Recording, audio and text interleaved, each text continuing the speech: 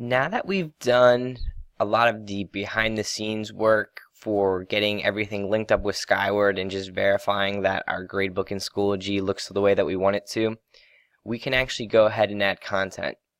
So what I'm going to do is I'm going to go to materials, and this takes you basically to your course homepage. Right now I do not have anything in this course.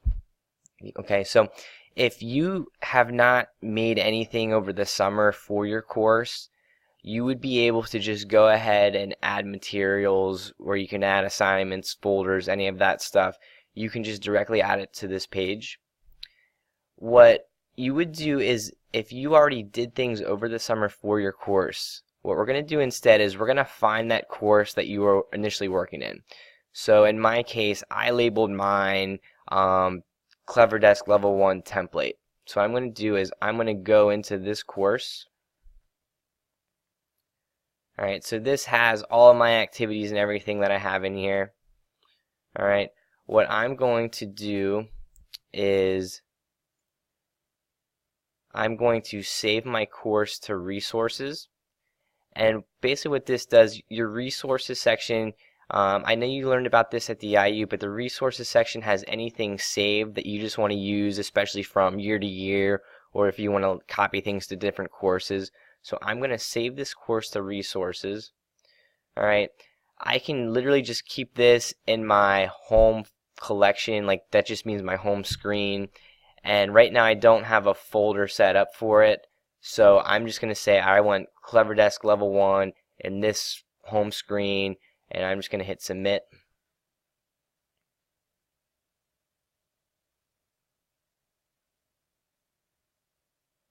And then typically it takes a little bit of time until it transfers over.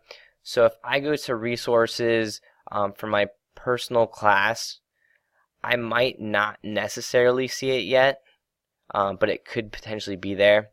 So I put my course in the home section, so on my right side of the screen I'm going to just scroll around and see if I can see my Clever Desk Level 1 template. Alright, so I'm just going to look at it. Alright, it looks like everything transferred over. Alright, so it looks like I'm going to be good to go.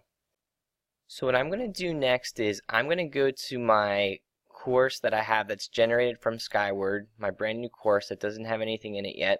I can tell that I'm in my course because it has all that numbering and all my sections linked together from Skyward. What I'm going to do is I'm going to click Add Materials, and then I'm going to scroll down here until I find Import from Resources. Then this screen should basically match what we had on that resources page. I personally saved my stuff into my home folder, so I'm going to go over to my right side, and then I'm going to scroll down until I find my Clever Level 1 template. A common mistake that people make are, in this case, since it's an entire course, I don't necessarily want to check mark that I want to import this folder, because then what would happen is on that initial course screen, the students would have one folder show up, and then they'd have to go into that folder to see everything else. So my suggestion for you would be to actually click on the actual name of the course to see what's inside of it. And then what I'm going to do is I'm going to check off that I want all of the stuff from the course, and I'm going to import that. So basically it's going to take everything within that course folder and put it on there. That way everything's just on one screen for the kids to see. So once you do that, I'm going to click import. It's going to pop up with a question saying, do I really want to import? So I'm going to say yes, import this stuff into my course for me. Alright, you'll most likely get a message saying that this is going to take a little bit of time. Usually it's very quick, but they put that on there anyway. You can click this link to look at the transfer history to see the progress of it, or usually by the time you hit the refresh button, everything's already in there. So I'm just refreshing right now. As I can see, everything's popping up into my course. So all of that stuff that you were working on over the summer actually shows up in here.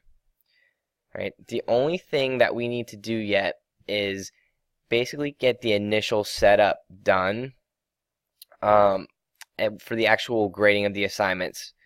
So right now, if I go, for example, if I go into this assignment that's basically set up like a little mini quiz, I'll click on the gear to go into the settings. So I'm going to hit the gear and I'm just going to click edit. Okay.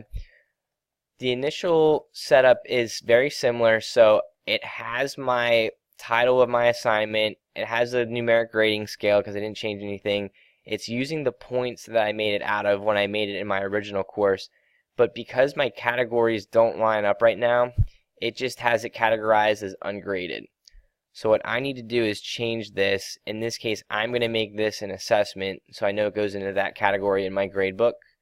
And then I can also choose what marking period it's going to go into. The default, I believe, is going to be for everyone marking period 1. So you might have to go through and say that, all right, well, I know this is a marking period 1 assignment. I know this is only something later in the year. This might only be for the second marking period or anything like that. You have the option to also customize the due dates and the availability for different classes.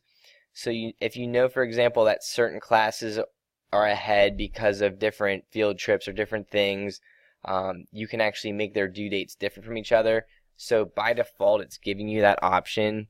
If I basically hit the X, what I can see is I can get rid of certain sections of it. So right now I just got rid of my first 2 classes, and then basically what it added was an everyone else category.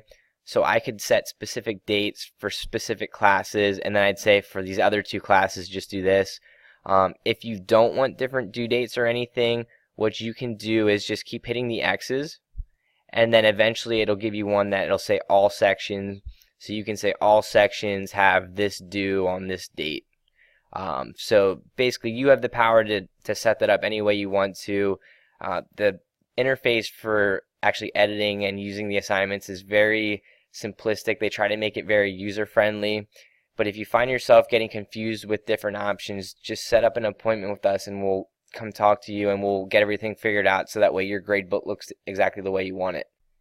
And one thing that I just want to reiterate with why we linked all of our sections together is so that we just had to do this one initial setup with importing all of these activities one time. For your individual period grade books, you had to set everything up individually, even though they all ended up matching and being the same. But for the actual activities in Schoology, we just need to set up this initial one-time thing, and then it's actually going to put all of that information in for all of your courses.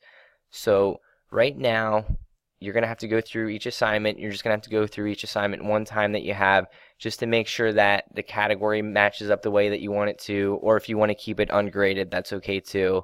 And then you can decide if you want the items to be published for students or not.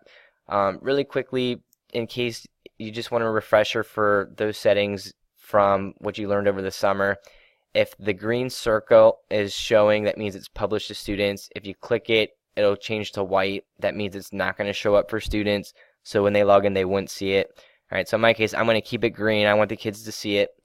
The first section here is basically the due date. So if I say I want this due on the first day of school, I'm just going to pick August 28th. And then you can set whatever time period you want this to be due. All right. There are a couple other settings as well. If you want to get into assigning certain things for certain students, that's something more for down the road, but that option's there. If you want to look at statistics for grades, you can turn that on.